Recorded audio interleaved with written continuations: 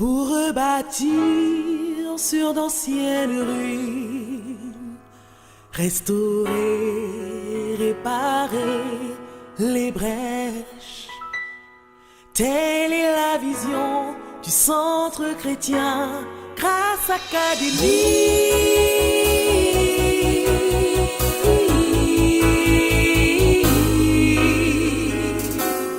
Que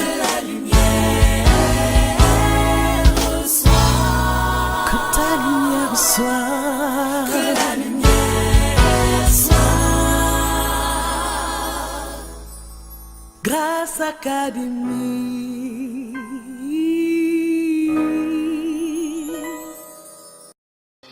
Même un ongle de notre doigt ne va pas rester en Égypte.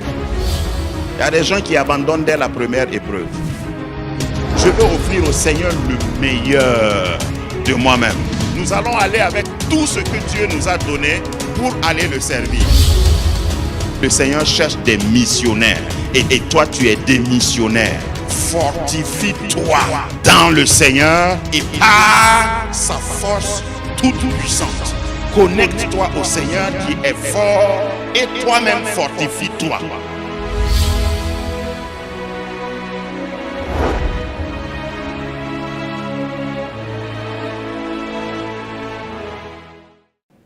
Ce matin, je reste dans la même veine que dimanche dernier où j'ai parlé, Dieu ne veut pas te donner seulement de l'eau, mais il veut faire de toi un fleuve. Aujourd'hui, Dieu me dit de vous dire que tu dois creuser plus de puits. Hein? Qu'est-ce qu'un puits? Bon, quelqu'un est en train de dire, le pasteur avec ces thèmes bizarres là, tu vas me comprendre et tu vas me rejoindre. Je te garantis, d'ici 20 minutes. Si tu es vivant et tu ne sais pas creuser des puits, tu vis au jour le jour. Amen. Creuser un puits parle déjà de l'effort que tu dois avoir, que tu dois fournir pour réussir coûte que coûte. Parce que creuser un puits parle d'un investissement, d'un processus, mais aussi d'une vision. Et ceux qui ont un peu duré dans la vie comme moi, si tu as au moins 40 ans, c'est-à-dire au moins, si tu as au moins 40 ans, 30 ans même, ça dépend de ton lieu de naissance et de ton milieu, tu sais, à cet âge-là, qu'il y a des choses qui ne sont pas en surface.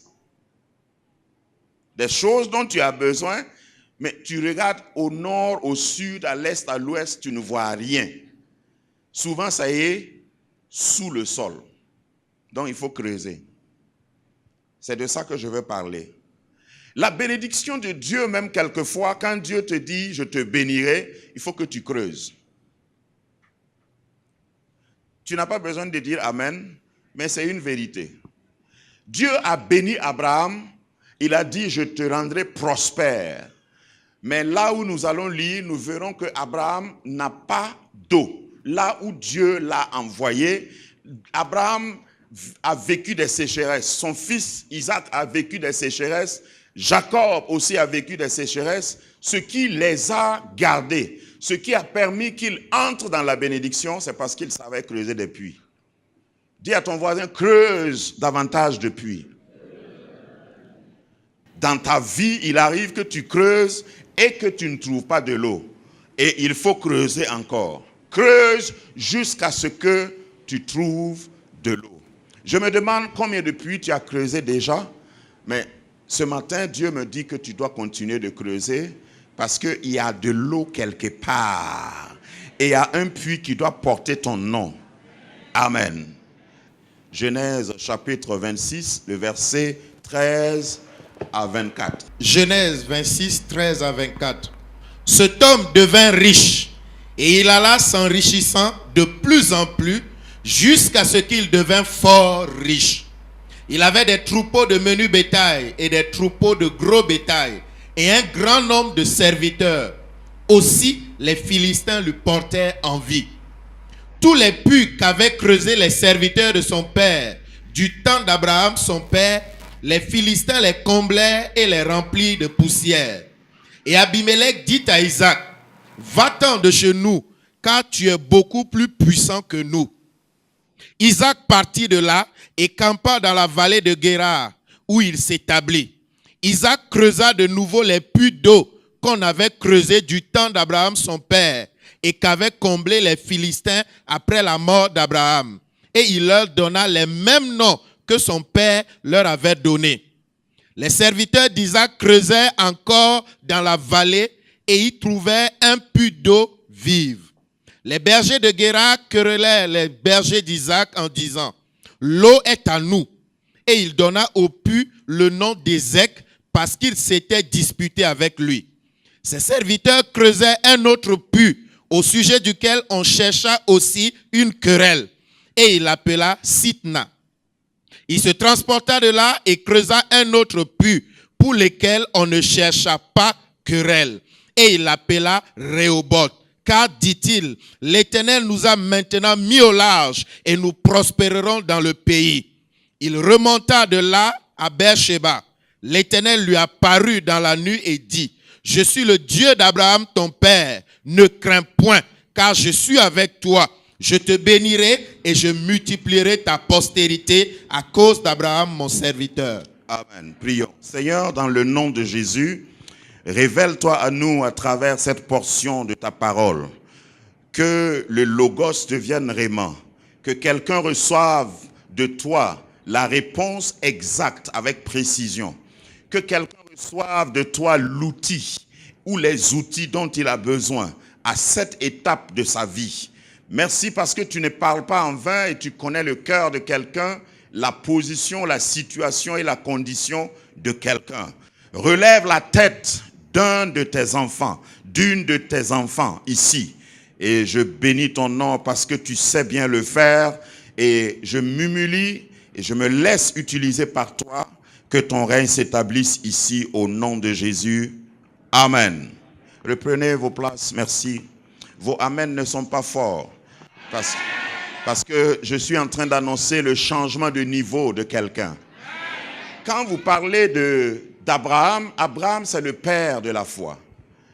Il fallait que Dieu commence par un homme pour avoir un peuple, pour avoir une nation, pour avoir le monde entier. Ça c'est le principe de Dieu. Quand Dieu voulait un monde rempli d'hommes, il a créé un seul homme. Ensuite, il a donné à cet homme une femme et il s'est retiré de la scène. Il a béni et c'est comme ça que Dieu opère toujours. Dieu bénit toujours quelqu'un qui peut s'appeler initiateur, fondateur, quelqu'un pionnier dans quelque chose et puis la chose se prolonge. Si ta vision s'arrête avec toi, c'est que ce n'était pas une vision, c'était un cauchemar. Ta vision doit subsister, survivre et vivre plus longtemps que toi. Dis à ton voisin, ne t'amuse pas avec moi. Ce que tu vois, ce n'est pas tout. Voilà, il y a encore des mois qui vont venir, il y a des mois quoi. Il y a encore un mois, un autre mois, un autre mois. Si tu me tues, il y a un autre mois qui sortira de moi. Dieu travaille de cette manière en termes de potentiel. Potentiel veut dire pouvoir caché. Potentiel veut dire quelque chose qui n'est pas encore exploité. Potentiel veut dire succès non entamé. Quelque chose que Dieu t'a donné, les gens minimisent, mais ils ne savent pas que c'est ce qui va dominer demain. Amen. Si tu crois que c'est parce que tu crois et tu crois vraiment, tu ne dois pas entreprendre, tu ne crois pas encore. C'est-à-dire, si ta foi ne t'amène pas à entreprendre, tu n'as pas de foi. Parce que la foi sans les œuvres est zéro. La foi doit être accompagnée d'œuvres. On doit te voir en train de creuser un puits et puis on vient te dire, mais le lieu là est désert, qu'est-ce que tu fais ici? Tu dis, c'est ma foi qui me pousse à creuser dans le désert. On te dit, il n'y a pas d'eau ici. Ceux qui ont creusé avant n'ont pas eu d'eau. Et tu dis, comme moi j'ai la foi, je creuse. Et quand tu creuses, tu n'as pas l'eau le même jour. Un puits, c'est un processus, c'est un effort, c'est un investissement, un puits. Quand tu creuses un puits, il faut que tu aies l'eau dans ton imagination. Sinon, tu vas te décourager. Quand tu creuses un puits, tu peux rencontrer un roc au moment où tu creuses. Le roc, c'est ce qui est contraire même à l'eau. Peut-être qu'il faut que je vous dise que l'eau est importante. Sans eau, il n'y a pas de vie. La science a démontré qu'un homme peut vivre 50 jours sans nourriture, sans manger. Il peut rester en vie 50 jours sans manger. Mais il ne peut pas rester plus de 7 jours sans boire. Il y en a qui meurent même au 5e jour. Ça dépend de ta constitution. Parce que 75% de ton corps, c'est constitué d'eau en réalité. Liquide. Tu ne peux pas vivre sans eau.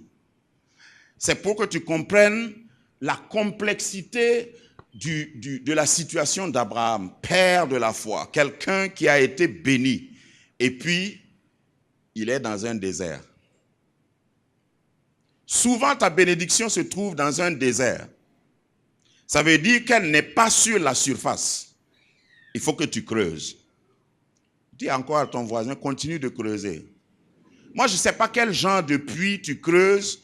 Peut-être c'est sur le plan relationnel, peut-être c'est sur le plan professionnel, peut-être c'est sur le plan spirituel, ministériel, mais tu as un puits.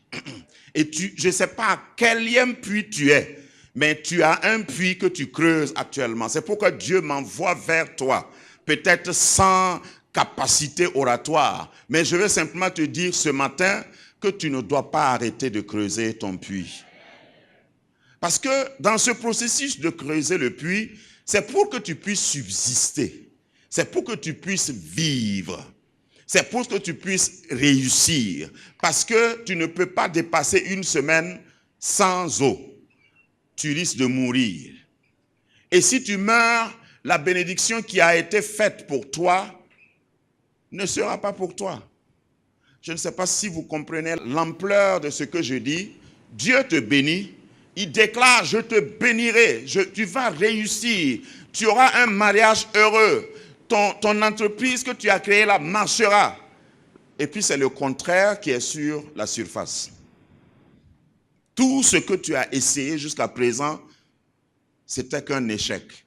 Ça ne veut pas dire qu'il faut dire Dieu est menteur. Sois un Abraham, creuse des puits.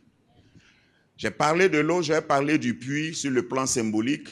Parce que l'eau, dans la parole de Dieu, parle de la vie, parle de la bénédiction. Il y a beaucoup de termes.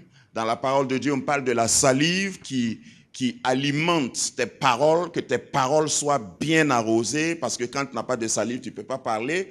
On parle de la rosée qui est une bénédiction douce, paisible. Donc l'eau, dans la parole de Dieu, parle aussi de l'abondance.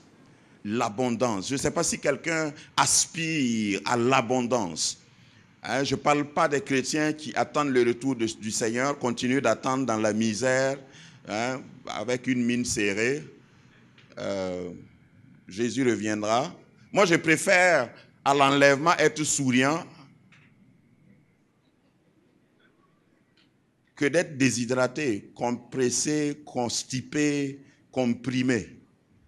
Jésus vient, la trompette sonne, à l'enlèvement, là tu dis, enfin, oh Seigneur, enfin. Non. Je veux qu'à la trompette, je sois heureux, en train de peut-être manger le meilleur plat que j'aime, et puis quand la trompette sonne, parce que ça ne va pas t'empêcher d'être enlevé. Chrétien misérable. Quelquefois même, quand tu es trop misérable, tu deviens mystérieux. Que Dieu te donne de vivre et de connaître l'abondance. Parce que quand tu as l'abondance, tu peux même le servir mieux, sans consulter le diable.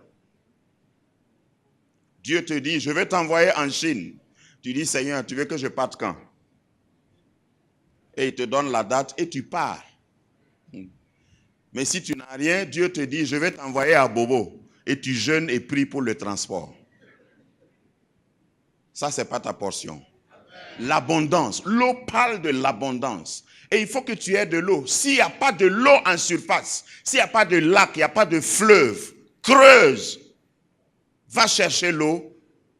Ceux qui ont visité par exemple les Dubaï et le Koweït, etc., vous voyez que c'est un désert. Mais ils ont l'eau. Même Israël. Si tu n'es jamais allé en Israël, Israël ressemble un peu au climat et au paysage de Weyugia, le nord du Burkina. C'est comme ça. Mais ils font croître presque tous les fruits. Donc il y a de l'eau quelque part dans ta vie. Il faut simplement que tu creuses. Oublie tous ceux qui t'ont dit que tu ne pourras pas réussir. Ce n'est pas eux qui ont mis l'eau sous tes pieds. Creuse seulement. Il y aura de l'eau. Et au fait, je ne peux pas développer sans te dire et t'avertir d'abord que l'eau que tu vas trouver là, ce n'est pas parce que tu as creusé, c'est vrai, il y a ta contribution ou ton effort, ton implication, mais tu vas trouver l'eau, pas parce que tu as creusé, hein, tu trouveras l'eau parce que tu es en alliance avec Dieu. L'année où les autres ont perdu, c'est cette année-là où Dieu va te donner. Mais si tu as peur, si tu regardes la météo, tu ne vas jamais semer. Si tu regardes les statistiques, tu ne vas jamais semer. Si tu écoutes les pronostics de tes parents, de tes dévanciers, tu ne vas jamais semer. Tu ne creuseras jamais de puits, mais creuse tes puits. Parce qu'à chaque puits, Abraham, d'abord son père, le père d'Isaac, Abraham, a donné des noms.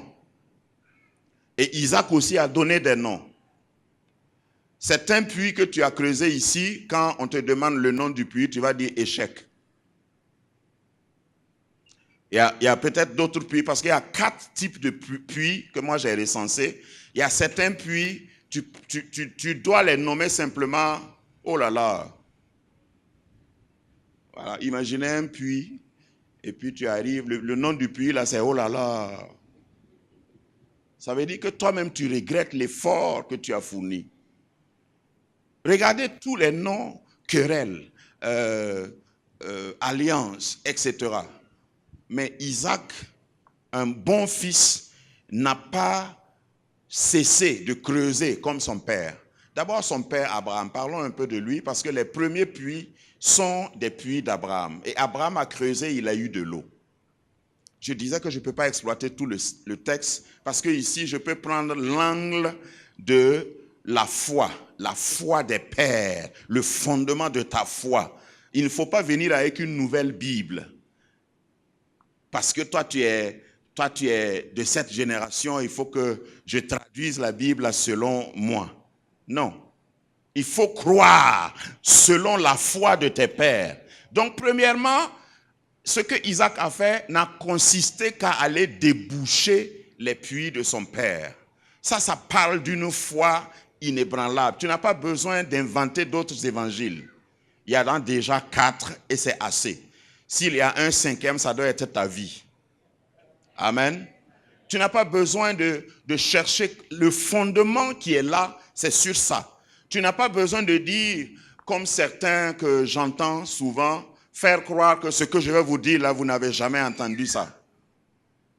Ça, c'est un signe de perdition. Toi, tu es qui pour avoir une révélation toute nouvelle que ni Abraham, ni Jésus, ni les apôtres ont eu, et c'est maintenant que Dieu t'a donné ça. Bon, on va les laisser comme ils ne sont pas ici.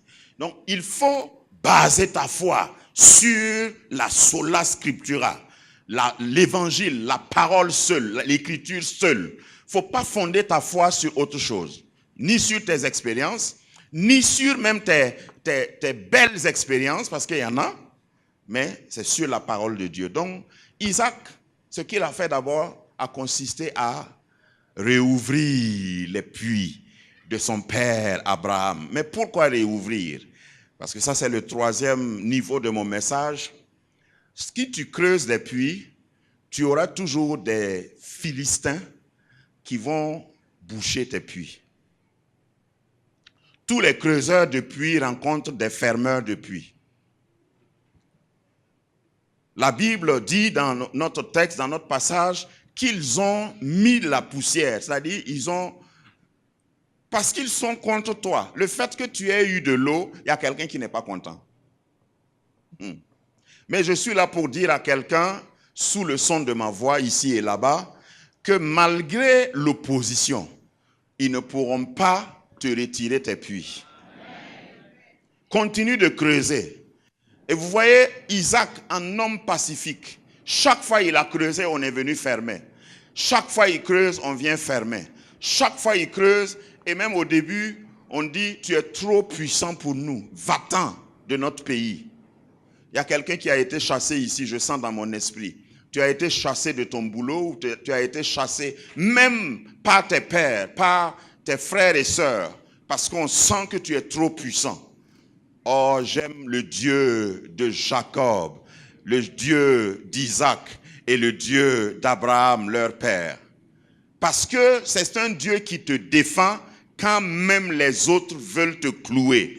On vient chasser. Vous savez, quand vous avez la bénédiction, les gens vont vous envier. Mais n'aie pas peur.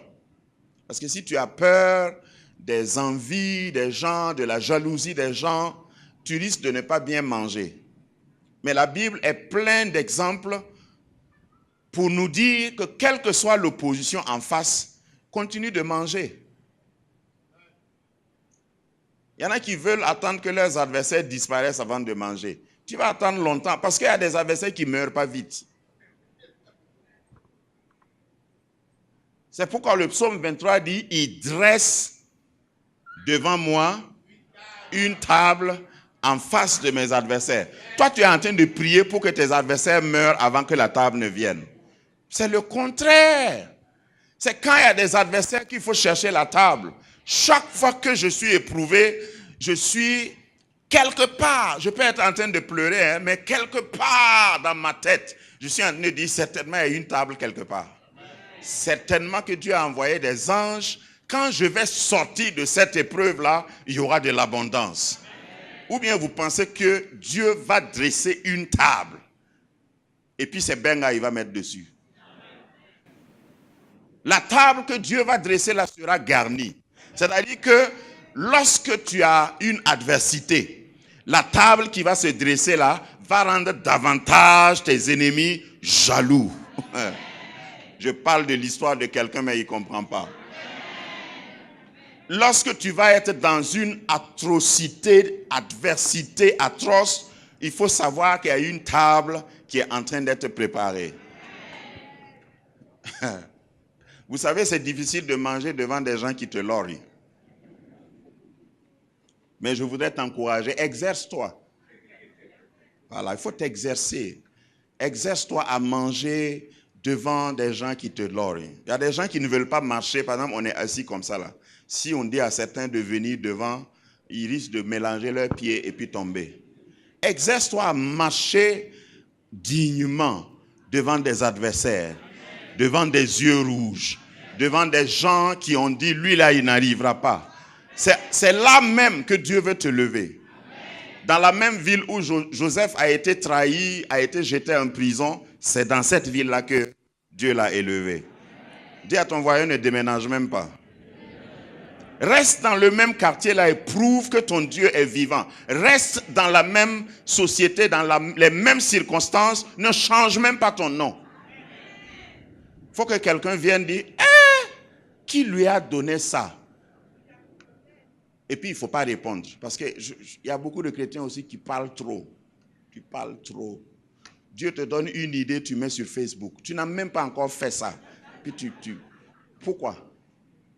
Hein? Il faut laisser, ma Bible me dit que mes adversaires la vont voir. Ce n'est pas à moi de publier. Il dresse devant moi une table en face de mes adversaires. Regarde, à ton mariage, là, il y en a qui ont dit que tu ne vas pas te marier. Ça, c'est pour une sœur ici. Il y en a qui ont dit que toi, tu ne vas pas te marier. À ton mariage, là, ce n'est même pas la peine de faire beaucoup de cartes. Ça va sortir dans les journaux. Ceux qui sont venus, ceux qui ne sont pas venus, ils vont tous apprendre d'une manière ou d'une autre. Dieu va les rejoindre là où ils sont là pour dire, ah, tu as appris. C'est entre eux-mêmes ils vont parler. Tu as appris d'après qu'elle est mariée. Elle dit, qui ça? Mariée. Et puis tu dis, ouais. Toi, tu n'as pas appris. Ah, donc, toi, tu n'es pas informé. C'est sorti à la télé. C'est sorti sur France 54.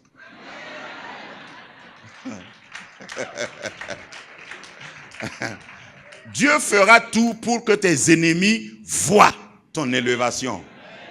On ne peut pas cacher un puits. Quand Abraham a creusé ses puits, les puits étaient abondants, remplis d'eau.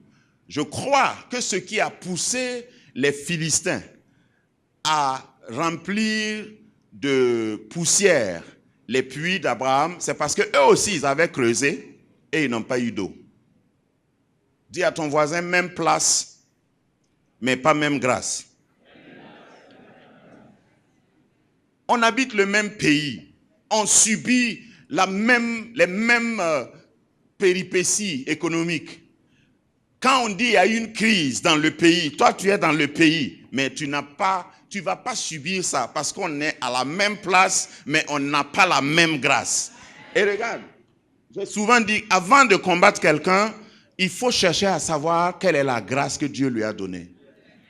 Il y a des gens qui sont incombattables. Tu les combats, c'est à tes risques et périls.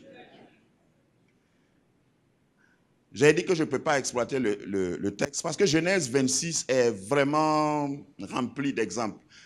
Un des exemples, par exemple, quand je dis de ne pas combattre quelqu'un qui a eu une grâce, Abraham, comme Isaac, ont eu des problèmes avec Abimelech parce qu'ils avaient de belles femmes. Si tu es marié, tu es homme, il faut dire exactement comme moi. Voilà. Si tu trouves que ta femme n'est pas belle, tu n'es pas digne de l'épouser. Grâce à